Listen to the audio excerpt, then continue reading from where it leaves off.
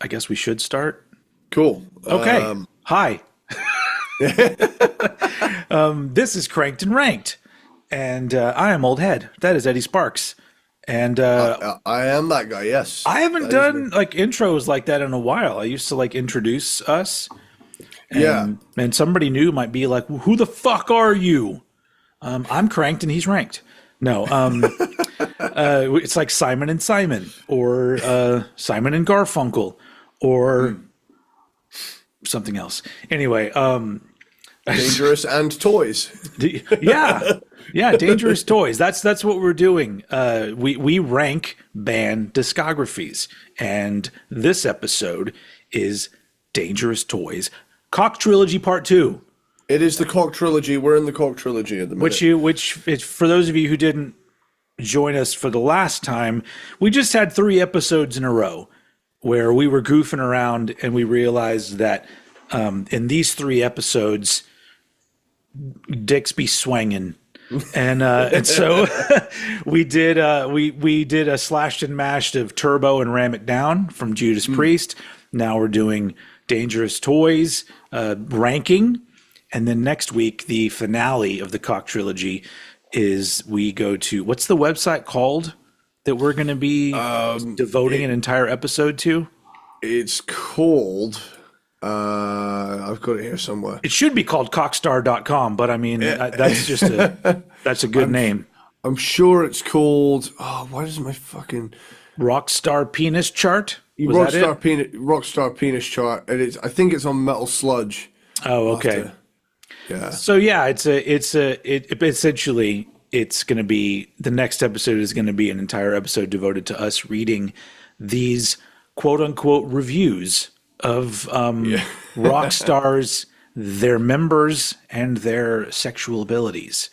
So if you're going to learn all about a lot of different people, and that's going to be a blast. But today, it's all about sporting a Woody here with Dangerous Toys. Now, behind the scenes, I tried to get Jason McMaster to do a drop-in on this episode because we're kind of friendly, semi. Yeah. And unfortunately, he's got so much going on that he had band practice today, so he wasn't able to do it. But otherwise, we would have seen a little surprise pop-in of Jason McMaster. But nice. Alas, he's not here. He may be watching this. Hello, Jason. Thank you for even considering. If that's the thing, is it like, Jason McMaster, once because I don't know if you remember this, but he like sent me a care package. Like he just saw a random video I did on the first Dangerous Toys album that I did back when I was in my old apartment, like years ago. And he didn't see it until I think 2 years later. And then he, responded and said, just saw the video. Thank you for that. What's your address? I'm going to send you some stuff. And I was like, oh, okay, cool. And expecting to get, a couple stickers, whatever. But he literally sent me like a box filled with vinyl and CDs of like all his different bands and stuff. Nice. And then I had him on for an interview. There's an interview of that I did with Jason, where at the end of it, I asked him if he still had the Texas flag leather pants that he wears in the it's not Tease and Please, it's in the Scared video that he wears those, and he still had them, and he busted them out. Nice. You could say that Mr. McMaster is a friend of the Old Head of the Old Head brand, but he's a cool dude. I got to see Dangerous Toys, I don't know, last year at some point. That's where I got this shirt. Oh, sick, dude. And they were great. Still a fucking great band. And anyway, but anyway, so where were we? Now I feel all like out of sorts. So where we normally go is we talk about where bands entered our lives. And I've talked about this a couple times on my channel, but growing up in Austin, Texas, When I was a kid, you would hear things like, "Oh, there's so much great music in Austin, Texas," and I was always just like, What is it?" Because every time there would be like, "This is an artist from Texas," it was always just some hillbilly bullshit or some blues rock or just shit that wasn't doing anything for me. But I was a kid, and so I didn't know that there was like underground scenes and all this other shit. But I do remember that when I was in the late '80s, when I was really getting into like hard rock and heavy metal for the first time, I remember hearing the name Dangerous Toys and hearing that they were from my town, from Austin. And then I remember it may have been, I don't remember exactly what appearance it was on Headbangers Ball, because I think they may have been on it more than once, but I remember seeing them on Jason, and I don't remember who else was with him on Headbangers Ball. It may have been in '91 when they were doing the rounds for Hellacious Acres. But either way, I just remember being like, holy shit, like this is like a legit rock band. They're on MTV. They're from my town. This is the real shit, And so ever since then, Dangerous Toys has been this big band for me, because I'm just like, they were the first ones from my town that I saw and went, holy shit, like they're rock stars. And but they didn't they didn't stick. They did 2 more albums after that, but I don't even remember Pissed coming out. Honestly, I don't remember that one. And then I think the same thing happened with artist formerly known as, where it came out when I was in high school, and I don't remember there being really any promotion for it at all. But at that point, it was '96 or whatever that one came out. So obviously MTV wasn't really playing metal or music like that much anymore, but also they weren't playing, they had already started moving away from music as it is. But that was 95 is when artist formerly known as came out. Anyway, but I've always tried to keep sort of in touch with what Dangerous Toys were up to. And then of course, because Jason's from my hometown, he was in other bands. He was in Godzilla Motor Company, and by the beginning of the millennium, and then Broken Teeth, and now he's in like 15 bands, and including Dangerous Toys.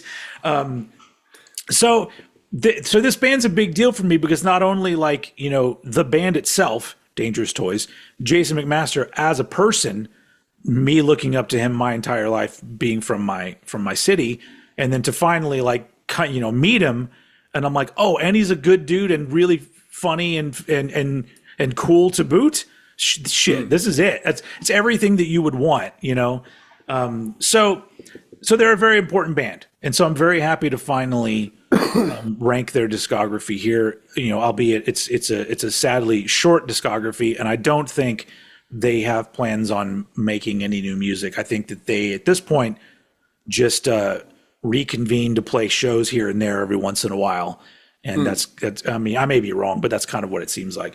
So Dangerous Toys for you, where did you come in contact with them?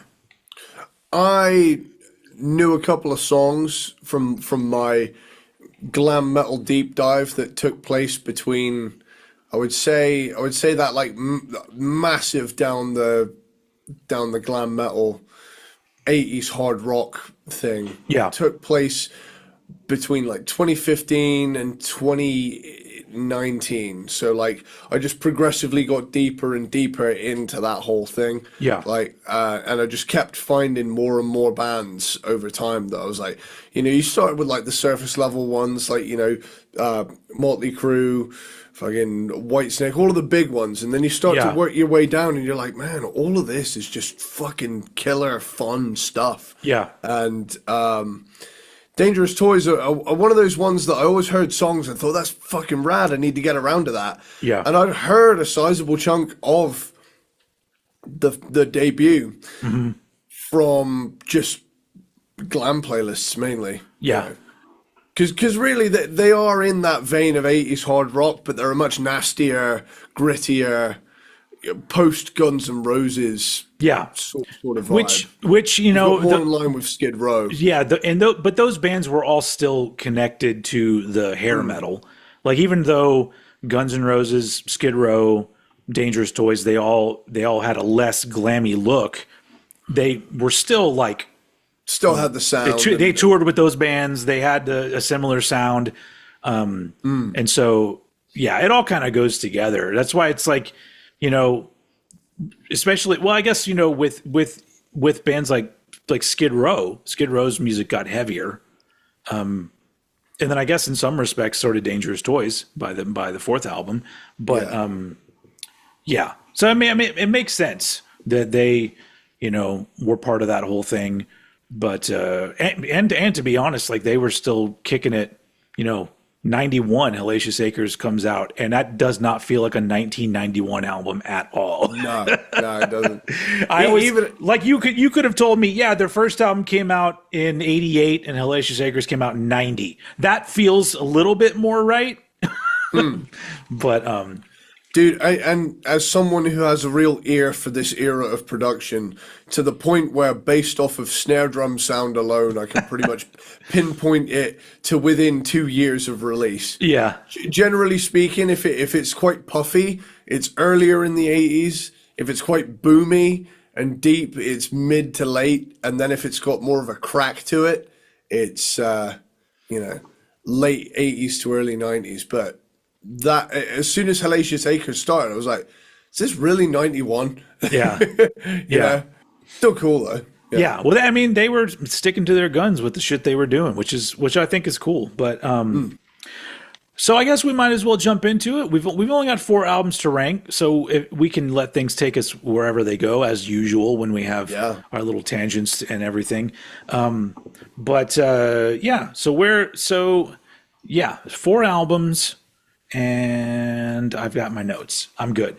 So, and my ranking was interesting because I like things about all of these albums. I agree. I like all of them for different reasons. And my yeah. So it was really hard kind of ordering these because I'm all like, but I think I finally settled on something where I go, this feels right to me. So I'm good with this. But if, you know, all 4 of these albums are great. If you guys out there know Dangerous Toys and maybe you just know Teasing, Pleasing and Scared or whatever, they've got more shit, and we're going to talk about it right now. Starting with Eddie Sparxx, who's going to kick it off with his number 4 Dangerous Toys album. Okay, I want to make this very clear. I like all of these for different reasons, but my number 4 ended up being the artist formerly known as Dangerous Toys. All right. Because it is the least, stylistically, it resembles the furthest from what I would think of when I went to listen to Dangerous Toys. Yeah, yeah. That being said, though, they've gone deep down the like kind of alternative sound on this one, as did many bands of their style in this era, you know. And on some of the songs on this album, it's almost metal. It's metalish, which those songs sound. If you haven't heard them, those songs sound a little more like what he would do in Godzilla Motor Company a few years later, which they didn't. There's an album out there now, but it's like an album that was never properly released at the time. But that shit's really good for that late, sort of a late 90s metal kind of feel. But yeah. Yeah. I love the artwork. The artwork's fucking hilarious. Well, it's a nice tie-in with it's 2 Prince references in one. Yeah. Well, it's the Love Sexy album cover, isn't it? Yeah. It's Love Sexy, but then they named it after like the Prince thing where he changed his name to the symbol. And yeah, that was just so funny at the time because I remember seeing the announcement on MTV when Prince changed his name to a symbol. And then everybody just started calling him the artist formerly known as Prince. I'm all like, well, that kind of defeats the purpose because you're still saying Prince, but okay. He should have had the symbol and said, here's how you pronounce the symbol. It's blah, or whatever, you know? But he could have had everybody saying some weird ass shit. Yeah. Because he's fucking Prince. Oh, yes, my name is... Yeah. But yeah, it's cool, man. I do like this era. I've really warmed up to this era of the 80s bands doing shit out of their comfort zone in the 90s. Because doing this show, when I got into all of these hair metal bands and stuff, it was mainly the releases between the early 80s and around 92, 93. Yeah. Beyond that, there was kind of a cutoff because it just wasn't what I was looking for. But going back and doing this show gives me an excuse to just go, right, I got all these albums to listen to. Yeah. Similar thing happened with the Warrant episode where there's a couple mid-90s albums in there that are actually like really good. These are really fucking cool. Yeah. Yeah. But it's just, it's groupthink shitting on these bands. It's just I think at the time, and we've talked about it a lot. At the time, some people wrote it off as bandwagon jumping, but as a person who got into music, started writing music and playing music, and during that entire time, throughout being in bands, I watched a lot of trends come and go. If it was good music, it was music that I was also listening to and going to see those bands, and that would influence what I was doing. It's just kind of a natural thing that, not just because you've made 2 albums that sound like 80s hard rock, that doesn't mean that you have to make that for the rest of your career. And I think some people think that that's what you're supposed to do, but that's always been me. Like my songwriting has taken on different things from throughout my life. And if I was like a legit, band with a record contract and I was a songwriter and I was, I was a professional, I could totally see album number 3 for me. I'd do the album number 3 where all of a sudden it takes a turn because why not? Fuck, who cares? Yeah, absolutely. I think as well, with the benefit of hindsight, it was a rapidly changing musical landscape. I mean, by the in time, the 90s, it was like every other year it seemed like there was new shit going on. and the crazy thing about it is if you actually think about like the grand scheme of things, we now have actually been doing this show longer than the space between 1990 and Kurt passing away. We've been doing this show longer than pretty much the entire grunge boom lasted. Yeah. Which is nuts. Yeah. And it's like the passage of time is a frightening thing, but the thing, especially when you're dealing with an era like that, like the early 90s, it was just packed full of shit happening. Yeah. You didn't seem fast to me at the time. No. It seemed very natural that it was like, oh, cool. This year it was all grunge. Now we're going to do some pop punk with Green Day or whatever, It seemed like a natural progression of things, and I was enjoying all of it. But now that you mention it, I'm like, holy shit! It was just a few years that all of that shit happened. Yeah, I think as well. I saw something interesting the other day about why the last few decades don't seem to have as clear an identity as like something like the 50s, 60s, 70s, 80s, 90s is because everybody just kind of does their own thing now because there's not one monoculture thing of everybody watching MTV. Everybody just kind of is algorithmically fed things. And in a way that's kind of sad because like your connection to it is cheapened a little bit by the accessibility of everything.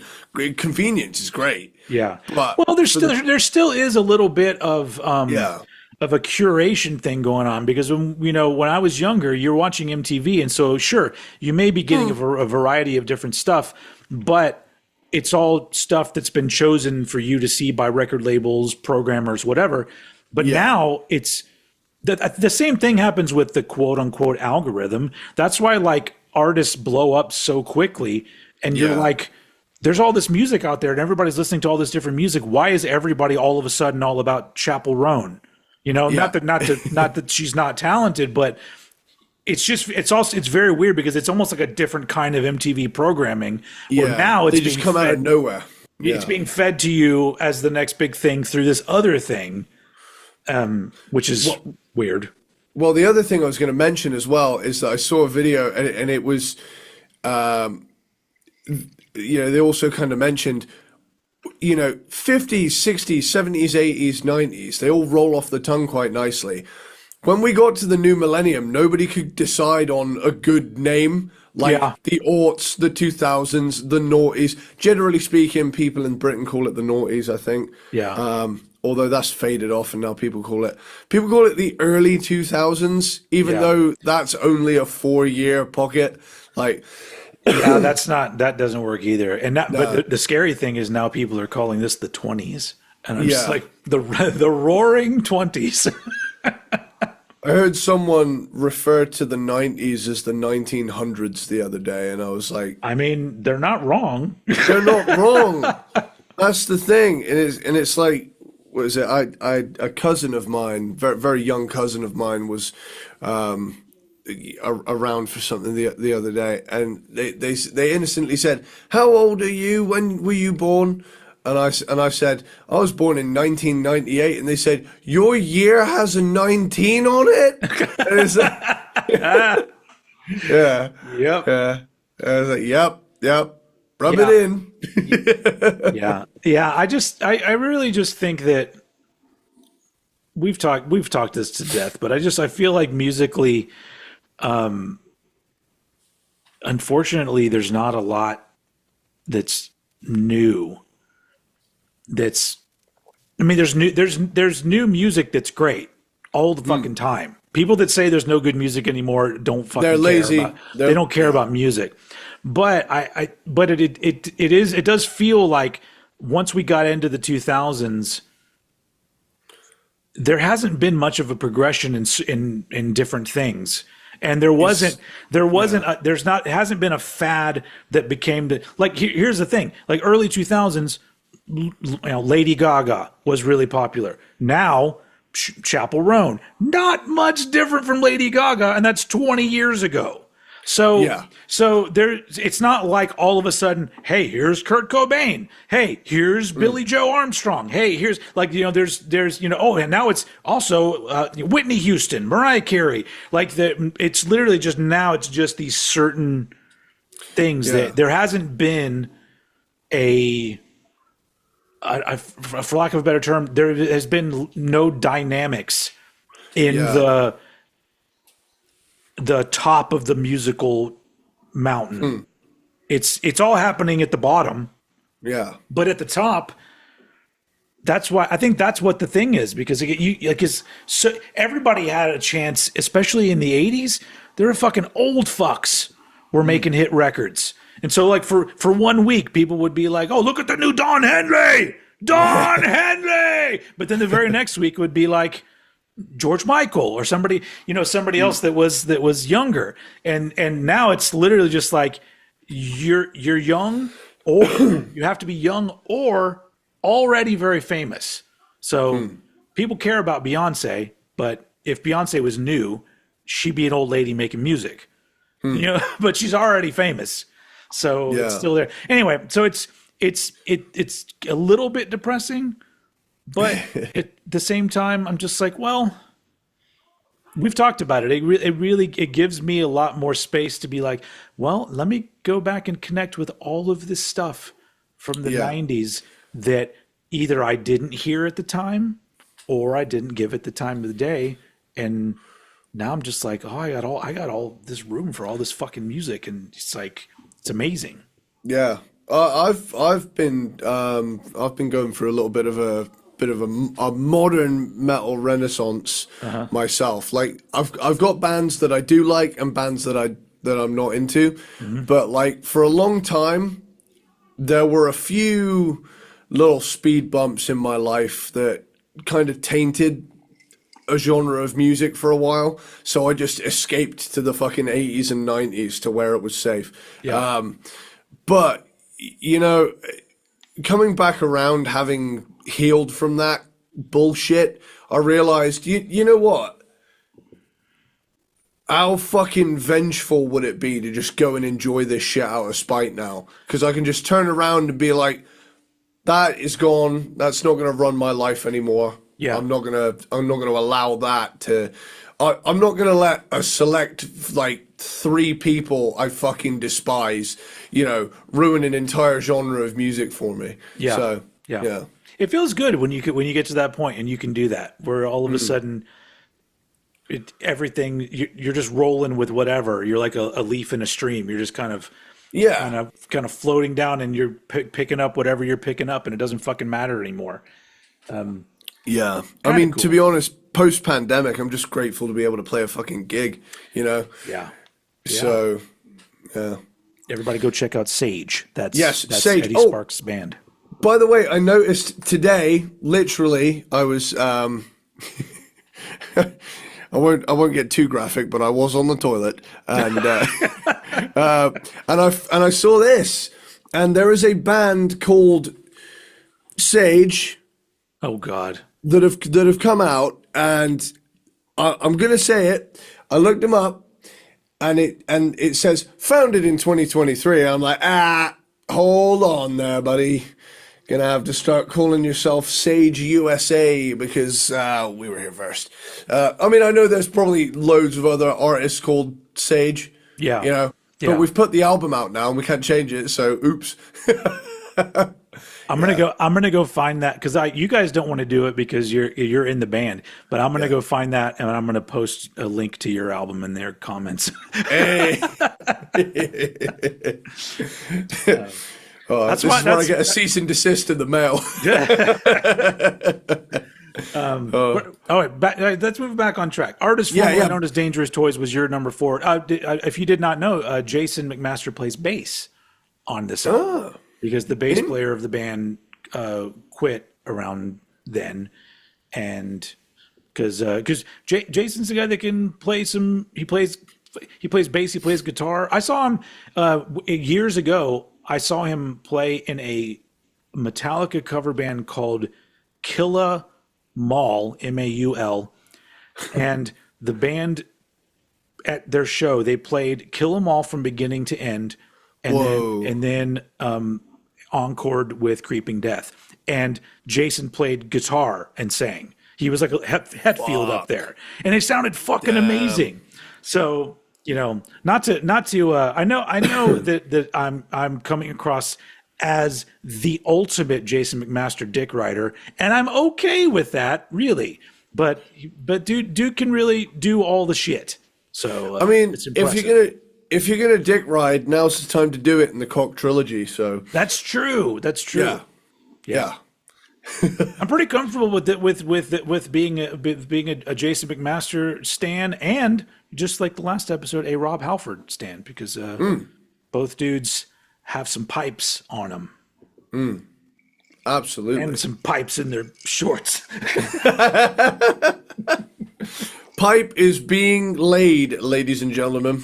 Pipe hath been lain. Are you still on? But basically, we just put the world to rights instead of talking about this album. Sorry. But yeah, it's a cool 90s hard rock alternative metal album. Yeah. It's cool. I like it. Sweet. Cool. That is not my number 4. I thought it wouldn't be. My number 4 ended up being Pissed from 1994. Okay. Their third album. And a fun fact, it's the only Dangerous Toys album that now has what is the current lineup of the band. And because at this point, Paul Liddell came in on guitar, and then you have the other original guys who are all still kicking it, all still doing it. Paul Dahlhoover, or Scott Dahlhoover. It's Paul Liddell and Scott Dahlhoover and Mark Geary. On drums. Anyway, no, Mark Geary is on bass. Fuck, I don't remember. So I know their names. Mike Watson was the bass player. But anyway, where was I going with that? The only Pissed has the lineup that still exists today, and it's an interesting album to because it came out in 1994 when the kind of music they were doing wasn't the music de jour, and but it's still like it still feels like a natural progression from Hellacious Acres. It's just kind of a more stripped down, straightforward rock and roll record. But out of the four, there's some songs that I don't like as much, but mostly I don't like the production on Pissed as much. It's out of the four albums, it's the one where like I'm not a huge fan of sonically how it sounds. Mostly the drums. The drums are a little, I don't know how to, they flat sounding maybe. I don't know. It's hard to explain, but it's a really enjoyable album. So, putting it at number 4 isn't really saying anything negative against it because it's still like a good time. You put it on, it's a great good time rock and roll record. And I feel like that's what they were going for. But yeah. So Pissed is my number 4 just because out of the 3, if I want, depending on what I want, because there are obviously, you know me, I do like the 90s, the 80s bands do a 90s album. So I often listen to artists formerly known as, but most of the time, if I think I want to listen to Dangerous Toys, it's the first 2 records. Although Pissed is still good. The song Pissed is fucking great. Yeah. You always seem to piss me off. Yep. Yeah. So that's my number 4, Pissed. Moving on to your number 3. My number 3 is Pissed. Hey. And pretty much I like it a bit more than you. That's why it's 3. Yeah. I love the 80s band does a 90s album thing as well. I've really come around to it since we started doing this show, and I've been exposed to this because, like, really, the 90s glam metal albums I was listening to, 90, 91, 92, they're still very 80s. They've not the 90s hasn't happened yet to these bands. So I mean, like it was in 91, didn't we? Wasn't there like even a Danger album in 91 or something around there? A lot of those bands were still the big one. They were because I guess some of these bands, because they started later. It's like because when you start in the late 80s and then all of a sudden you have your second album ready to go, you're not going to be bothered by there's an alternative rock kind of trend going on. Fuck it. Put it out. Yeah. It's cool. Again, it's that stripped back version, more in the vein of like hard rock than glam metal at this point.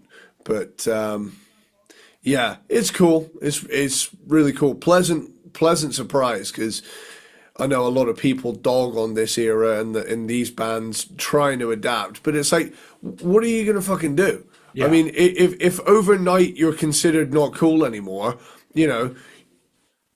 there is going to be an element of, right, how do we hang on to this and keep it on the rails? So, of course people are going to try to fucking adapt, I remember, so there was a tour that I think was in 1991, and it was the Operation Rock and Roll tour, and it was Alice Cooper, Judas Priest,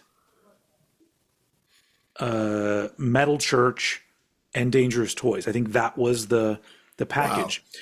And I remember because that was around the time I was an avid Headbangers Ball watcher, and I remember there being a news report saying that there were problems with them selling tickets to that that show.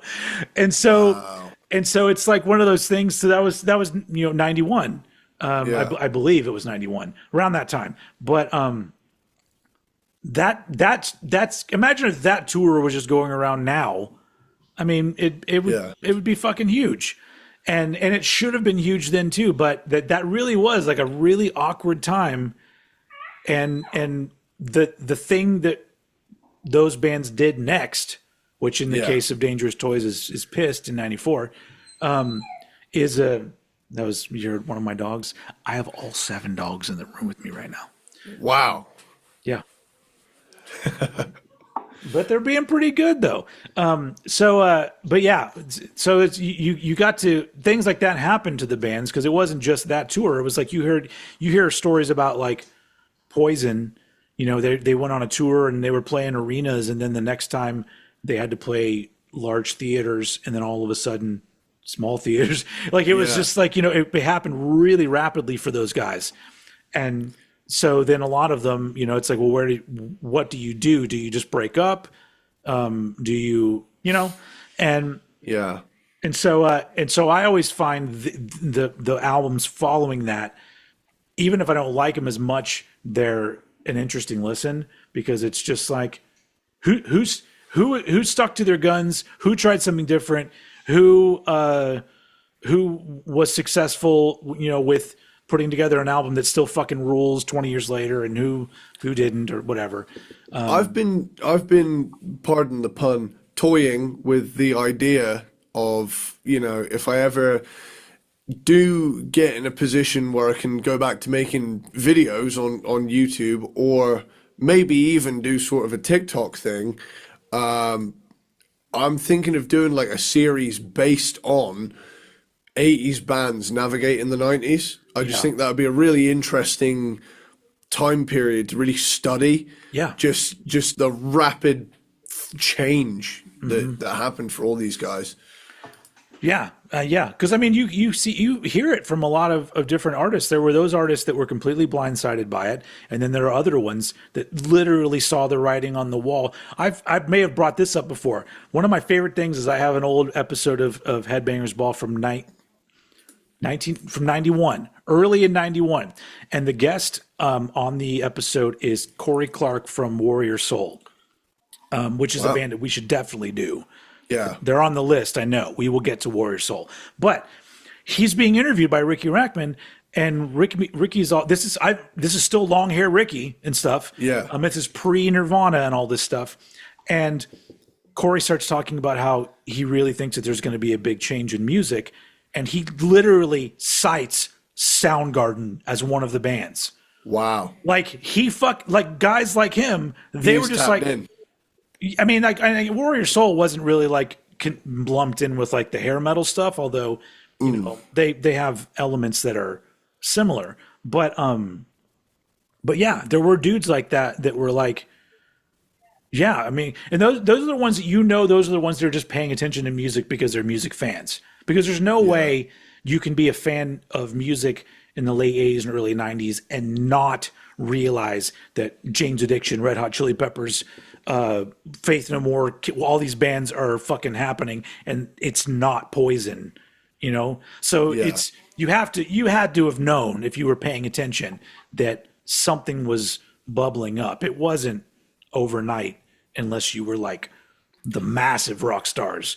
Literally were just like, why would I want to listen to music? We are the music. Yeah. Anyway, Pissed. I feel like I keep derailing us, but I feel like I've got my last, because this is before the episode started, but I spent like the whole first like 4 hours of the day working on my new house that I'm moving into in a little while, and I feel exhausted, but my brain's almost like overcompensating. Like, you're not that tired, God damn it, do the show. All right. Cool. Are you done with that? Yeah. Get ice everywhere. I'm done with Pissed. Sweet. All right. So, my number 3 is the artist formerly known as Dangerous Toys. Cool. Which is a really good album.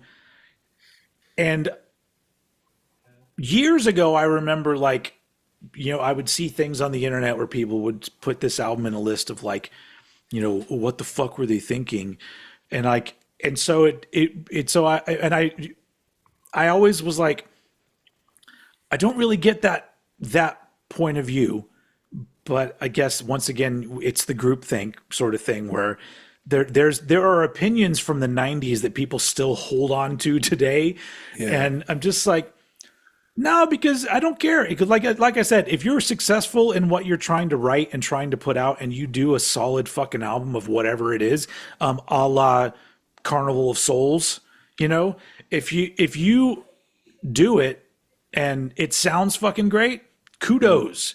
And so with this one, I just love the fact that they were able to do this like sort of pivot and like, well, hey, this is some alternative rock. There's some 90s metal type of stuff on here.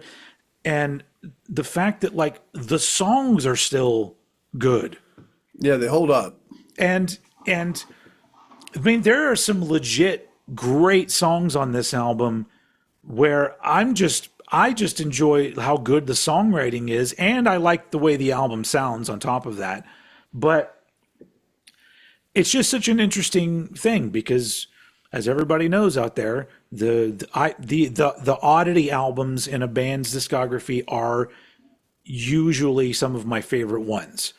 So, Load, a la Load, that's a one that I put on, and like I enjoy the fact that like this sounds nothing like Metallica, but did they do a good job at it? Fuck yeah, they did. Yeah. This album doesn't sound much like Dangerous Toys, but were they successful? I think so, and I think that it's underrated. But to your point, if somebody came to me and said, "Oh, I'm going to get into Dangerous Toys," I'm like, "Oh, cool." I would not point them at this album. Yeah. I'd be like, "Look, just go in order, and then if you're still feeling it and you want to get that album where they did a little something different, but it's still good, then move over there." But because if you're getting into Dangerous Toys, your connection to them is not going to be Smashing Pumpkins. It's going to be Skid Row or something like that. Yeah, it's definitely it's a catalog to be explored chronologically.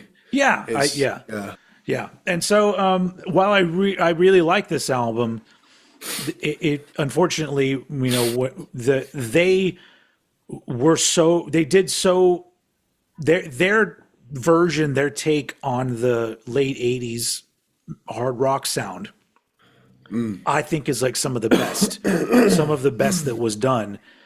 So when I go to Dangerous Toys, I'm always going to go for one of those first two records. Yeah. That being said, artist formerly known as Dangerous Toys is really good for what it is.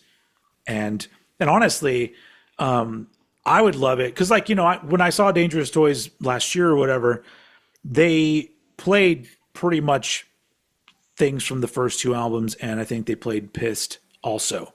Didn't play anything off of this album.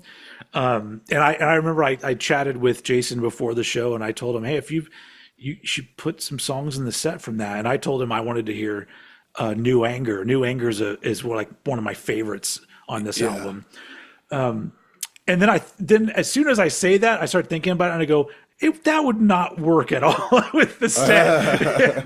But I'm just like, why not? Why not do it's like, guys, I'm going to set up a Dangerous Toys show like just for me. And then I'm going to make a set list, and it's going to be all over the fucking place.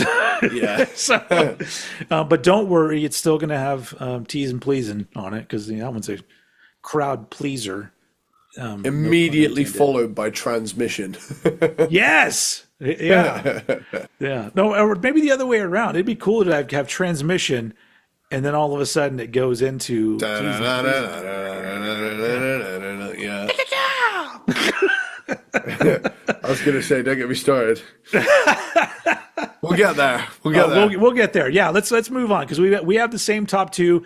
I have a feeling they're also probably in the same order, but it's just because I've gotten to know Eddie enough over the past 5 years or whatever it's been, and so I feel like I know what the ranking is going to be from this point on. But my number 3, artist formerly known, Dangerous Toys. Boom, halfway done. Top 2. Okay. So my number 2 is Hellacious Acres. Same. All right. So we've matched up on our top 2. We got started with a switcheroo and finished with a matchup. Nice. Yeah. So yeah, this one to me kind of feels like just a slightly like equally refined and yet darker kind of take on the first album. The first album, it's got like a hard edge, but it feels quite happy-go-lucky. There's a lot of moments on this one that's like they've upped the ante on the hard edge. Well, I mean, starting it off, like if you just take the first song on each album, it's a very different beginning to Hellacious Acres. Yeah. Almost metal, you know? Yeah. One thing I will say that like struck me is that on Gunfighter, the snare drum is quite buried. Like I was kind of worried that the album as a whole was going to have quite a boxy drum sound. I was like, oh no, like this isn't going to have production let it down, is it? But then ultimately that ended up only being a problem on this song because like it's quite a busy drum beat, and I think you know when you've got drums that sound like that with a beat that sounds like that, you're going to have a little bit of mix up. Well, downstairs mix up. But yeah, it's Sorry, by the way, I've got a little bit of a cold at the minute. You're right. But yeah, it makes you sound sexy. It was quite funny actually when it got to Feel Like Making Love by the Bad Company cover. Yeah. We cover Feel Like Making Love in Sage when we do longer sets to bulk it out, and that's one of the ones we do. We do a heavied up version of Feel Like Making Love. But like as soon as it started, I was like, is this one of ours? And then I was like, oh no, it's Feel Like Making Love. Do you want to know? This is another tangent here, but I haven't thought about this story in a long time. Whenever I hear the song Feel Like Making Love, I don't care who's playing it, it immediately takes my brain back to a show that I went to in the late 90s. So this would have been probably around 99, I think. Anyway, so I was going to see some other band, but there was a band that opened for them, and if I remember right, they were called Like Hell was the name of the band. And I wasn't very into them. They were entertaining, but I wasn't a fan. All I remember is that they did a cover of Feel Like Making Love, and I was so kind of over the band that I left the room to go out to like the outside smoking section or whatever, just because I was like, I'm going to go and I'm not interested in this band. Then all of a sudden I hear a lot of noise coming from the room and people coming out of the room very rapidly. And then all of a sudden I see the singer of the band coming out of the room, talking to, I think, the booking lady or somebody that was working there, and he is completely drenched. And I'm just like, what the fuck is happening? And so like I grabbed, somebody that was in there. I'm like, what the fuck just happened? And they're like, dude, during one of their songs, the guitar player took out his dick and peed in the singer's mouth. And I'm like, how did I miss that? Like I stayed for like half their set, and I didn't get to see the face pissing, the golden shower. But I just so now because I think the last song they played when I left the room was Feel Like Making Love. So now there's this weird connection with Feel Like Making Love and somebody getting peed on. Good thing that I didn't see it, because it may be even worse. But this truly is the Cock trilogy. If anybody ever heard of that band, Like Hell, I don't know if that's a thing that they did often, but the fact that like they readily just was, well, I'm going to pee on your face during this song. Jesus. But yeah. So anyway, so Feel Like Making Love has been ruined for me for the rest of my life. Not that I really like that song. It's kind of not great, but whatever. I guess the fucking rump's moving, dude. It hits different when you see some hips moving in front of you. You're like, Oh, yeah. yeah, nah, Yeah. this is why. Feel like making love again. Oh, no, one of them's turned around. So, yeah. Anyway, yeah, hellacious, back Ultimate, to hellacious shakers. Worcestershire sauce. Oh, just made me think of that fucking clip from the Eric Andre show where Hannibal Buress walks out as the musical guest. Uh-huh. Our closing musical guest is Hannibal, and he just goes, Morpheus, Morpheus, Orpheus, King Corpheus. He just starts doing this. And he comes out rapping like dressed as Morpheus, and he just starts, yeah. Worcestershire sauce, orphans, walruses, Morpheus, Orpheus. He just starts, and then like finishes it with seashells by the seashorepheus. Then he just like, Man, and then he gets into a coffin. of course he does. And, like, he gets into a coffin to finish off, and it literally just zooms on it. He goes, Morpheus drinking a 40 in a death basket.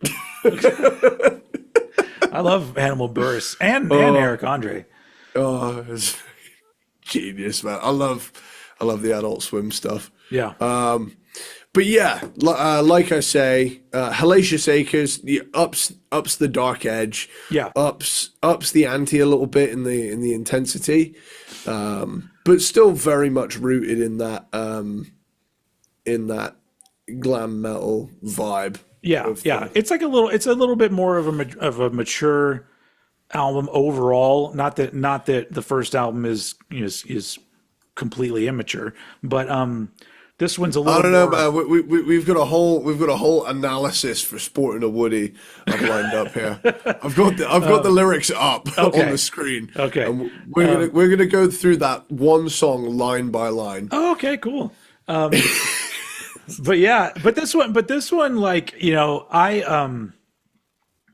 this is one that I remember from being younger, because it was when I was more prominently, regularly watching Headbangers Ball. So I remember seeing the video for Gimme No Lip and for Line 'Em Up.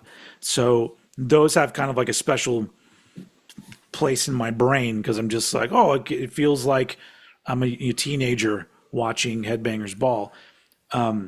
And Gimme No Lip is just a fucking fun song. And I saw later on down the line that there was a video made for Sticks and Stones, but I don't think I ever saw that on MTV. So it may have been filmed but not released, or I don't know, something. You can watch it now on the internets somewhere out there.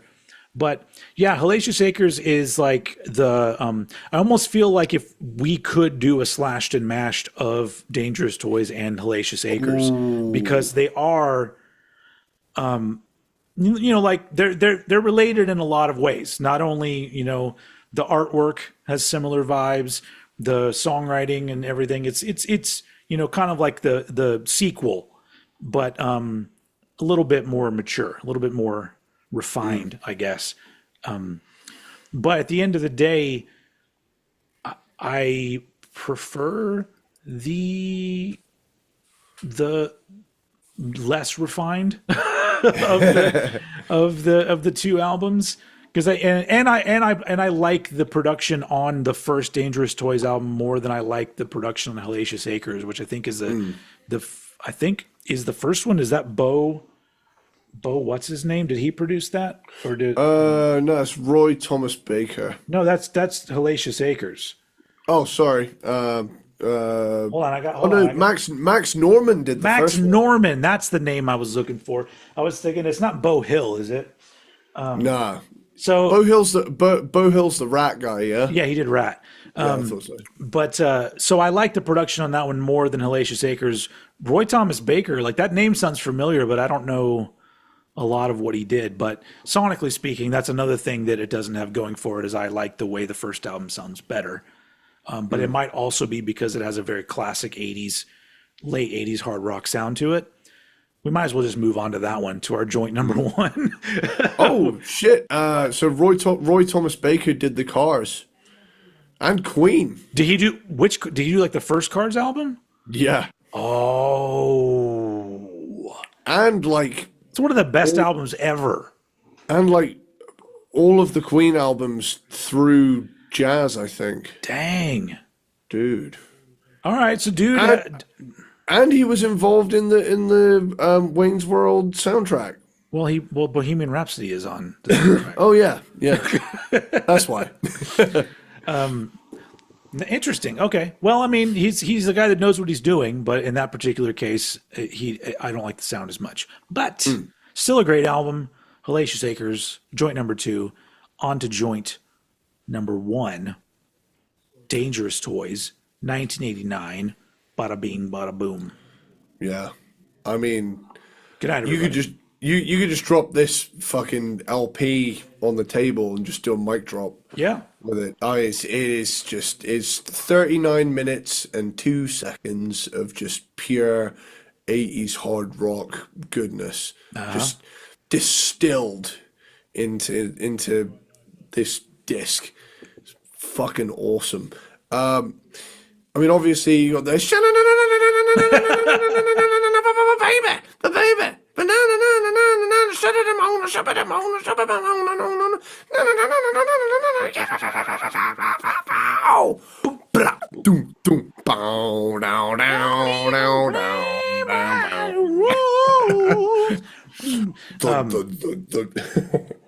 Anyway, that was going to happen at some point. I couldn't quite full head voice it today because my voice is scratchy. I was more thinking we would be getting on the, geez, mister, I didn't know she was your wife. Hey, man, what do you say we shake hands and call it even, eh? Man, I think I got the wrong house.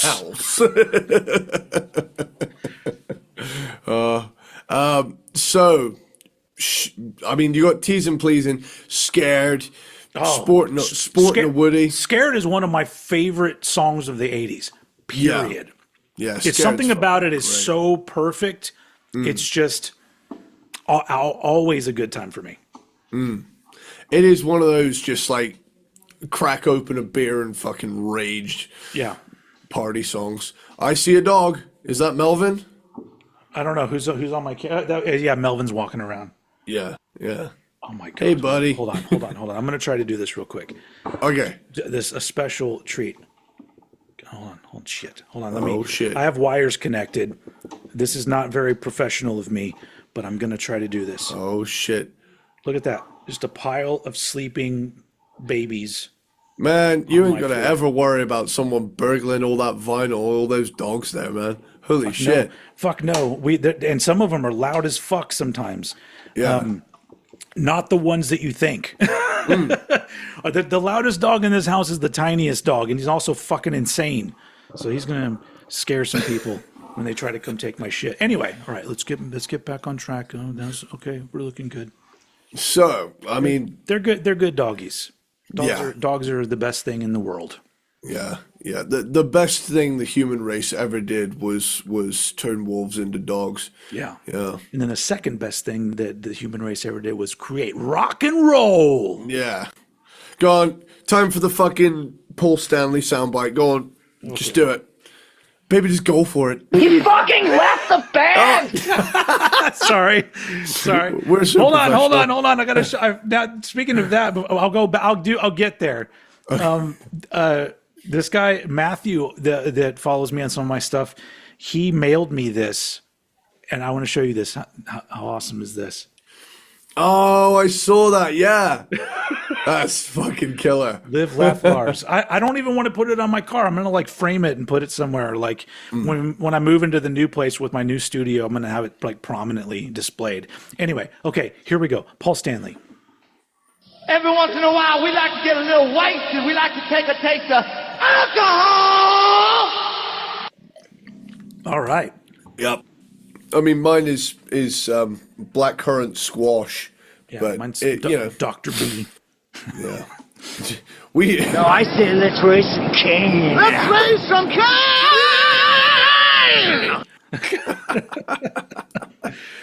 All right. Dangerous toy. We're still talking about the first. Did we even start? Yeah, we got to tease and pleasing and scared. Yeah. Yeah. I mean, even Bones in the Gutter, Take Me Drunk, Feels Like a Hammer. Sporting a Woody, we're going to talk about this now. Oh, okay. All right. Okay. We're gonna break this down line by line. Okay, break it down. We're gonna break down the lyrics to the classic rock and roll anthem, "Sportin' a Woody." Okay. Well, there's women in the city that make me feel shitty. Oh. And there's some that make me pack a wad. I know the lyrics to this song, but but the ones that are fine, oh, will never be mine. They won't even give me the time of day. I ain't got no money. I ain't got no home. I gotta find me a bim to live with tonight. Short for bimbo. Sporting a Woody when you're walking by. Yep. Sporting a Woody when your titties fly. Stop. Let me stop you there. How are they flying? Yeah, Mr. McMaster. Like how are they're flying where? He's talking about being into the older ladies when there's a lot more vision going on. A strong gust takes him and they're like a sail. That's a line that I always went, titties fly. Like that's like the only time in human history that somebody has said titties fly. Or maybe I'm wrong. Maybe I'm wrong. This next line, and just when you think that can't get even more legendary, immediately followed up with sporting a Woody, ripping my fly. Yeah. Although negative points for rhyming fly with fly. Okay, that's a little lazy. Yeah. But in a way, I feel like that makes it even harder. Like it's two different flies, man. You wouldn't get it. Yeah. Like, you ever seen a tit fly? Have you seen one's a verb and one's a noun? The English language is amazing. One of the best. I remember ages ago. There's an iDubbbz video from like 10 years ago, and he used to do a series called Kickstarter Crap, where he would find shitty Kickstarters and take the piss out of them, basically. Oh. But there's this one where the guy watched it and responded, and he's kind of a meth head redneck type individual that has probably moonshined away several brain cells at this point. But there was one point in the video where he's like full rage and he's like, bitch, you'll burn like a motherfucking titty tit. And then like he immediately turns around and goes, I'm not sure why you want me to burn like a motherfucking titty tit. Last time I checked, tits aren't that flammable. It always sticks in my mind. Do you know what? So speaking of that, for another tangent, for those some people love our tangents, so you're welcome. Yeah. But I famously am not a fan of a lot of YouTubers and internet music people. Like a lot of times it's just not for me, or sometimes I'm downright annoyed by them. Like a lot of the what if Weezer did Raining Blood or some shit, all of that shit. Usually the people come across as very pretentious or just obnoxious. But I was pleasantly surprised very recently because I don't, I'm out there listening to music a lot, so I actually I'm not hip to like all of the popular creators out there, just some of them, but some of them I don't fucking know because I don't go out and watch all the stuff. I'm making the stuff.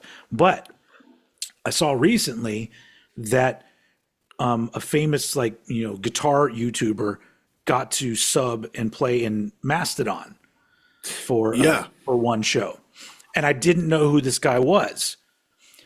And so I cautiously went to go watch one of his videos, and I fucking loved it.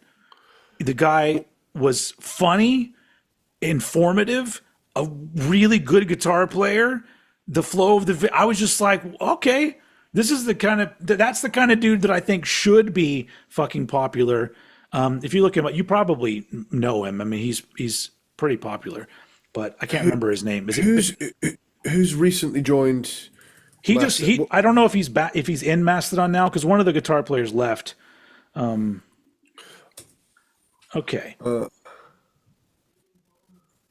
I've probably seen him. Well, motherfucker, All right. Well, here's where we're on the internet now. I'm so bad at typing too, so I have to talk it. Mastodon replacement guitarist.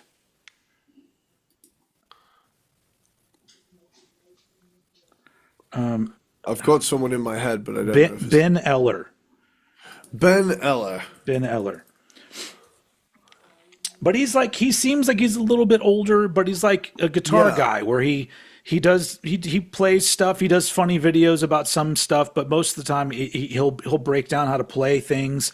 But he doesn't come across as pretentious or lame, and he's interesting and funny. And I was just like, there needs to be more dudes like him out there, because most of the time you or somebody else would be like, watch this video. And I can't get like a minute into it because I'm like, what a fucking douchebag. Because they always seem so annoying to me. And clearly that's my problem. But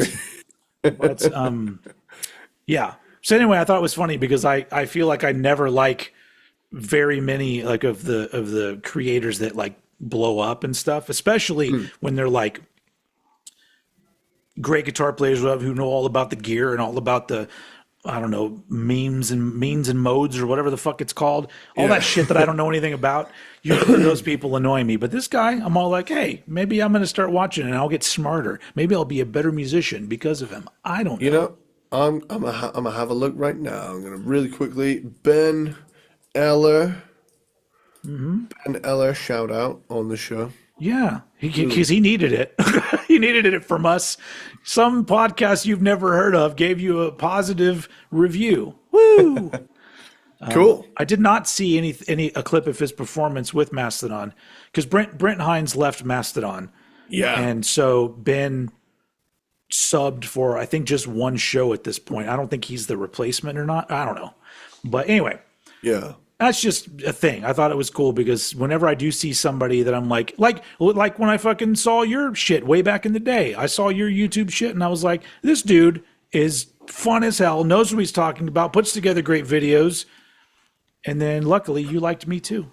And the rest is history. That was our meet cute back then. And the beginning of a beautiful relationship took place. Yep. And Adobe got very expensive and I ran out of time because the band started taking off. So that's my focus right now. But I would consider my time on YouTube on hiatus, but not a disbandment.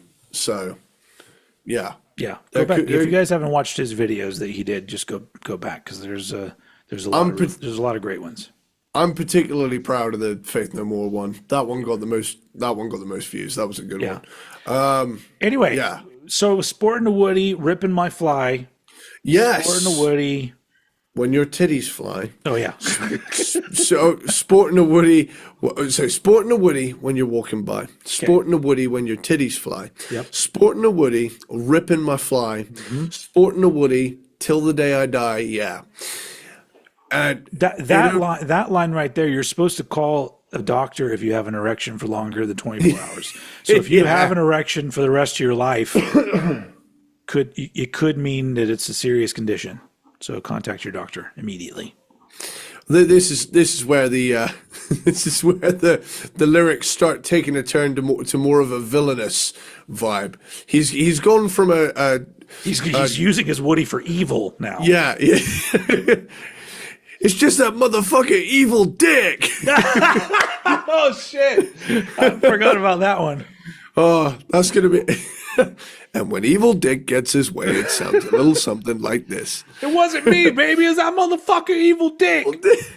Evil Dick, in the night, he wakes me up. He says, "Don't sleep alone. Don't sleep alone." Yeah. Don't sleep alone. Don't sleep alone. Don't sleep alone. Go listen to that. My favorite moment from that album, hands down, is still my eye, bitch. It's Body Count, the debut album from Body Count. Check it out; it's amazing. It's the fact that bitch. Right back into absolutely raging. Yeah. Oh, stay the fuck away from voodoo. That's such. God, I love that album so much. I just did on my took the doll. It looked a lot like me. On the most recent episode of the Old Head Bangers Ball radio show. Yeah. I wanted to start the show by playing Body Counts in the House. Yeah. And so I took it upon myself to recreate the beginning of the Body Count album. So I inserted myself into the skit at the beginning of the album, and it's me. Way. It's like, oh, I got a flat tire and I'm late for Old Head Bangers Ball. Oh, here's a cop. And I go over and literally just go, I got a flat tire. And then I splice him going, that's not my job. And then I do like, well, the show's already started. And then literally it's the same thing. It was like, wait a minute, that's aren't not you? My job. And then there's gunshots and I go, yep. And then the show starts. If you missed that episode, I apologize. It was a good episode, but I was very proud at my recreation of the first skit from that album. Anyway, Sporting the Woody. Oh no, now we're using the Woody for Evil. Yeah. Well, my Woody gets big when you're taking a swig and your drink's making you loosen up. Starts talking to me. Well, look down and you'll see what the hell I've been talking about. Mm-hmm. Mm-hmm. Don't know what I'm gonna do. Can't stop looking at you, 'cause you're sure looking nice to me. Mm-hmm. Well, I wish you were sedated so I could at least penetrate you for an hour, maybe 3. I can't go downtown much. All the working girl butts. Yeah, they really make my Woody happy. Yep. But in the nightclubs and such, and all the corner sluts might just make my waistband go snappy. Yep. This is sheer poetry. Sheer poetry. And can you imagine the fucking outrage if a band came out with these lyrics today? Like, not even Steel Panther could get away with that. I apologize if all of a sudden we get Jason canceled. Yeah. It's 89. It's cool. Yeah, we've all grown. Yeah. We've all grown from that. But like, I mean, I think it's fucking hilarious. But yeah. Oh yeah. No, it's I've never taken any that song or songs similar to it. I've never taken them as they're more tongue in cheek. Yeah, and I almost no picture, pun intended with the. I kind of picture the clown character singing it, like like that kind of villainous vibe. So yeah, and sometimes lyrically it's not from the point of view of the person, or it might be a version of a person, and then where it gets scary is when all of a sudden the person takes the lyrics too seriously. Yeah. But not everybody's Billy Milano. It's just, but yeah, anyway, like I'm saying, this album fucking rips, dude. Yes. And you didn't even get to like one of my favorite songs yet. Yeah. Which is Queen of the Nile. Yeah, Queen of the Nile fucking rules. Queen of the Nile is amazing. The thing I also love is that this album, no ballads, and even on Hellacious Acres, maybe Best of Friends is bordering on the ballad area, but there's Dangerous Toys did not do, like, there is no like I'll never let you go. There's no song like that. Yeah. Although Jason could sing that song, but I mean, there's no actual ballad. They're not like, even like, Skid Row, Guns N' Roses, they did ballads, but I guess Guns N' Roses ballads weren't really like as ballady as I Remember You. I Remember You is full on power. Yeah, that's a ballad. But yeah, there's something to be said for like the hard rock bands of that time, because in '89 it was already like everybody already knew it was a trend. They're like, new album comes out, first song is a rocker, second song is a ballad, and Dangerous Toys were just like, fuck it, we're just, we're teasing, pleasing, and then we're scared, we're sporting a Woody. And then but yeah, I realized that we're both talking about the same album, and I could just interject at any time. So Dangerous Toys is, when it comes to that era of music, is easily probably in my top 5 for that era, because it's just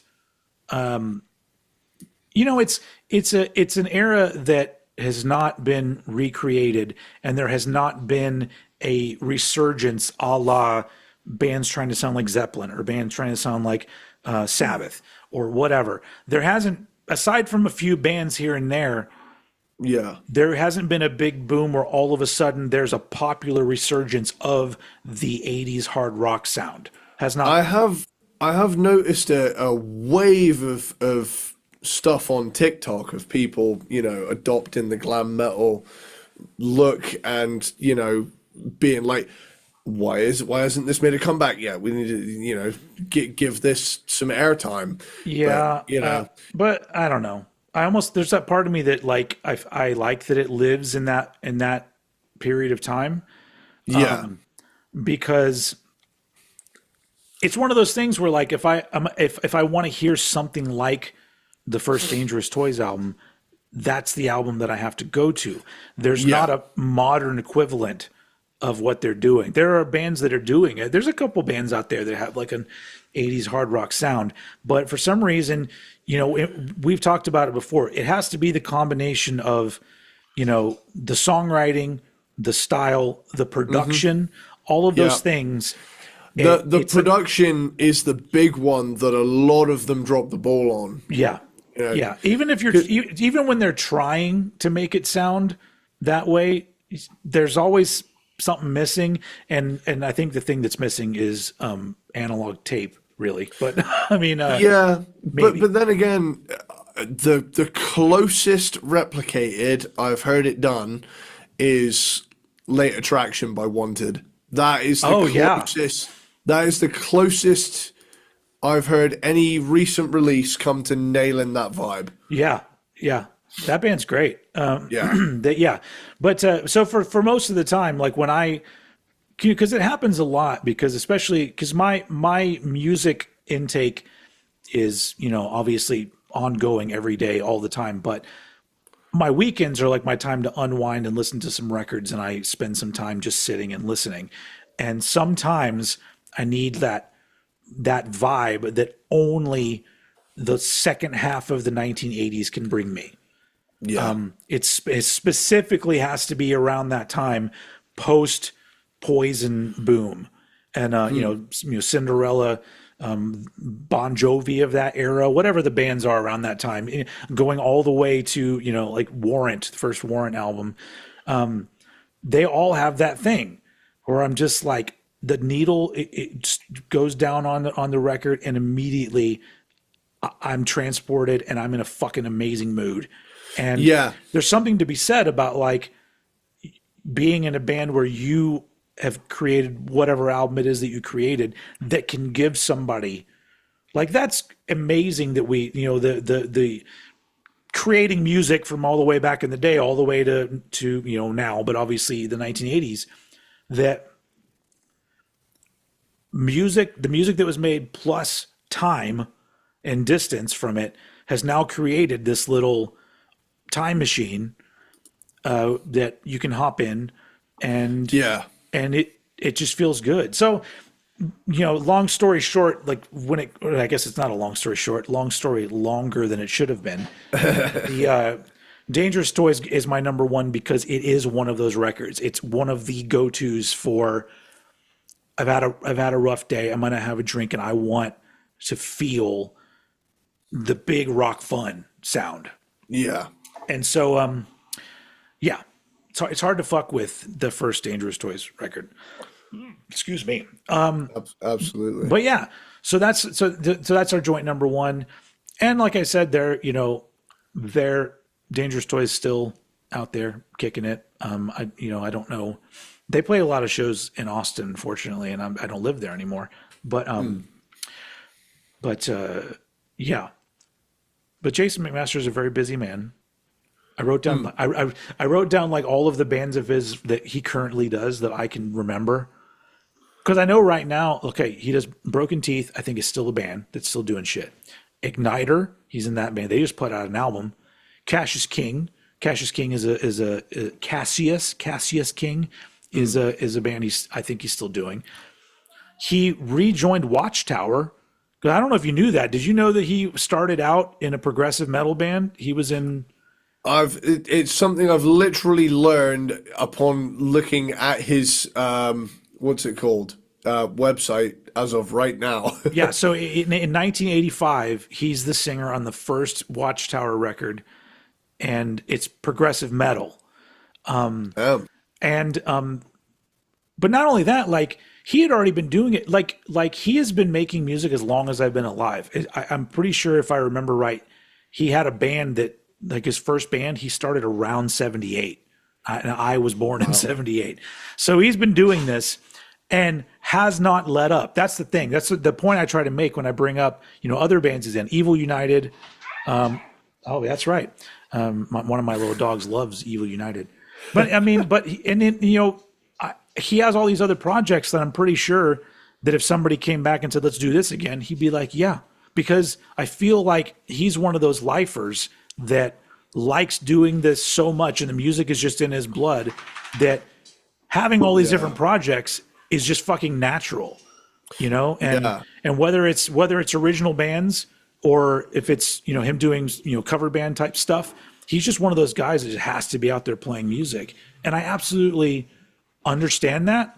And we've talked about it before because we were talking about the dudes from Wally World, where I was talking about like there's something about you being able to see somebody who's older and be like, oh, they fucking really mean this shit because they did not let anything deter them from doing what they loved. And in this case, going through the 80s, through the 90s, through the 2000s, and still be like, ah, fuck it, I got all kinds of projects coming out. I mean, that's it's pretty great. Nice. But yeah. Anyway, so that's been enough of knob polishing of Jason McMaster. He's effectively glam metal's Mike Patton. he is. He's like he is, and he's a great singer too. And the dude still sounds fucking great now. Like that's the one thing I have to say is that in Dangerous Toys. So this is I guess it was it was either 2023 or 2024 that I saw him. I think it was the beginning of 2024. So they're playing the songs from that first Dangerous Toys album. And a lot of bands will come and they'll play their older stuff and they always have it tuned down like 2 steps or something. No, they play them in the regular standard tuning and Jason still sings the fucking songs the way that they're supposed to be sung. And that's insane. And awesome. So anyway, so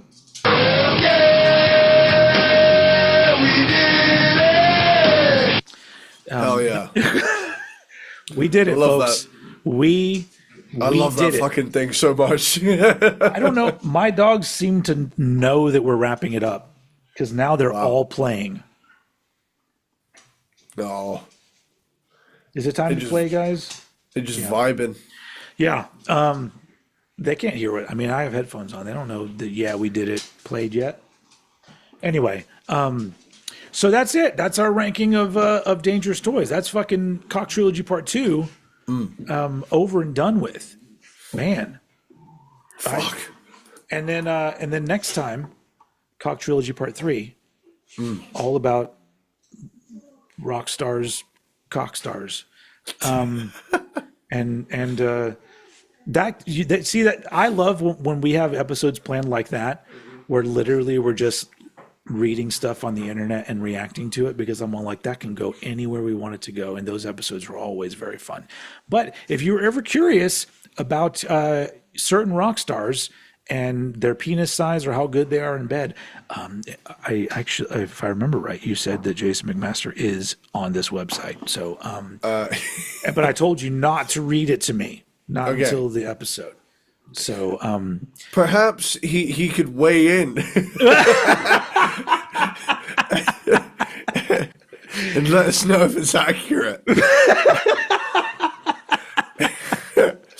Because if he can confirm that, then all of this is 100% true. All right, yeah. If we can get one confirmation from one of the rock stars, well, there's some weight to it. We're gonna find out. Like, is Art Alexis from Everclear as bad as the lady says on the website? I don't even know if she said he was bad. You said he was on there, though. You said the Art from Everclear was on there. So it's a wide range of rock stars. Tell you what. I'm gonna really quick. I'm gonna tease one. Teasing, pleasing. Hey. Teasing today. We're gonna be pleasing next week. Okay, so is it alphabetical order? It's alphabetical order. It's the first one. Okay, I'm gonna tease this single one, just so you know what you're in. What's in store next week. Who is it? Oh, no, read it, and I'm going to guess who it is. Okay. Well, it starts with his name. So I'll put... See what I'm saying? This is going to be the whole episode next time, guys. Yeah. So this is Art Alexis. Art from Everclear. Yeah, Art from Everclear. Art has an 8-inch cock. He's loud and practically rabid for eating pussy and rimming. He loves his balls sucked and is a great kisser and enjoys encounters in odd, semi-public places. Art has a huge sexual appetite and is very loud, likes to talk dirty. This is in bold. However, he's not fond of condoms, and sometimes his cock isn't fully hard, which might have something to do with him being a former drug addict. Either that, or he's just old now. So this person had sex with Art Alexis as an older man. So, here's the thing. He tries to come off as such a sincere, sweet guy, but he's a huge slut. He does treat you well when you're with him. He even holds hands and cuddles and gives his real phone number. He also likes women to be pretty intelligent and be able to hold their end of a conversation about current issues, etc. Watch out for this one, though. He's unclean. Either he doesn't wash the crotch area, or he has a serious problem, smells very dirty, gross. Damn. So, damn. That's the kind of thing you're going to get for an entire episode next time. which means for sure it's going to be demonetized. Oh, man. We got to do this whole fucking list. There are 167. No, because there's going to be some entries that we're not that we'll have to skip some. Okay. We'll go with ones that are aligned more with our taste. Because I'm like, it's like if somebody's like, oh, let's talk about the second guitar player for Baton Rouge. I'm gonna be like, I don't fucking care. What is his name? I don't care.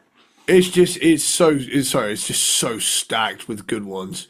Man, we read Paul Stanley on the last episode. Remember that? Yeah, I'll read that one again in case anybody's missed it. Yeah, if anybody was wondered like what Paul Stanley's sexual preference is, it's Paul Stanley. Okay, I'm gonna have to do the thing where I was at Paul.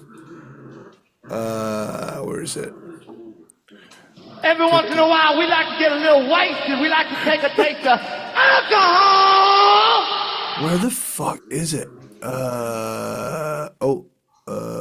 Paul Stanley, Kiss. About 7 to 8 inches, and he'll treat you very nice. He loves his hairy chest. One girl told me, the only problem is when you're having sex with him, you get the impression he's performing for 20,000 screaming fans. I have honestly never seen anyone look more retarded while having an orgasm. I thought he was having a seizure. Overall, I'd give him a 9 in the sack, even though it was all I could do to keep from laughing when he came. Oh, man. I'm going to have to be ready to fucking just laugh for an hour and a half next time, dude. We're gonna have to. We'll take it in turns as well. We'll like. Oh sure, yeah.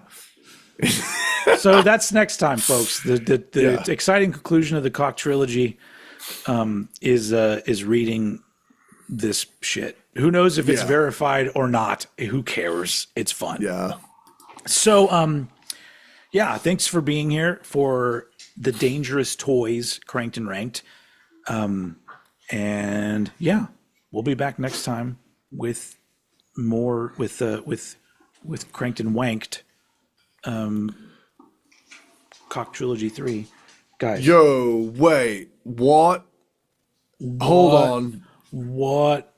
Hold up. What happened? No fucking way. What? Dude, Lorraine Lewis from Femme Fatale has an OnlyFans. Who is oh, from the band Femme Fatale. Yeah. Is that the Waiting on a Big One band? Do they do that song Waiting on a Big One or some shit like that? Yeah. I've literally got a Kerrang poster of her up there. Well, no way. Well, Eddie's got some things to do now, guys, so we're gonna have to leave. I'm gonna have to subscribe. He's gonna get his jerk station set up real quick so he can go the Goon Cave. For a second there, the way that how shocked you were, I thought somebody died. Dude, like literally, I have here a bunch of like little advertisements like tough 30th anniversary merch, and then right above it is Lorraine Lewis on OnlyFans. No way. All right, well, good for her. Well, get that bag. Yeah. All right. So that being said, this is like the movie that has three endings and doesn't really end when it should, and you're just like, come on, guys, wrap it up. Thanks for being here. My dogs are about to go crazy. They're gonna fucking run out of the room like bullets, and they know it's party time. They do. A potty time, more like it. So that's it for this episode of Cranked and Ranked. Thank you for watching. Thank you for listening in the podcast world. I realized I was all like, look at my dogs, and the people in the podcast world are like, motherfucker, there's no picture. What were you about to say? So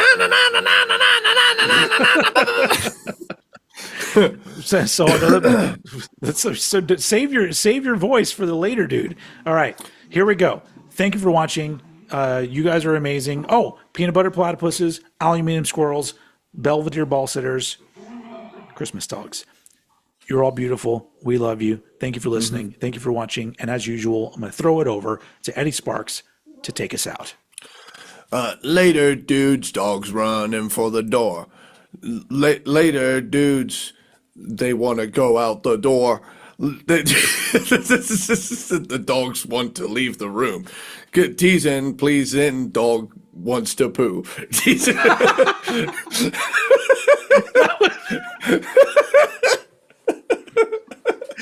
a second there, I was like, what band is that you're trying to do? It's all right. Bye, everyone. Later, dude.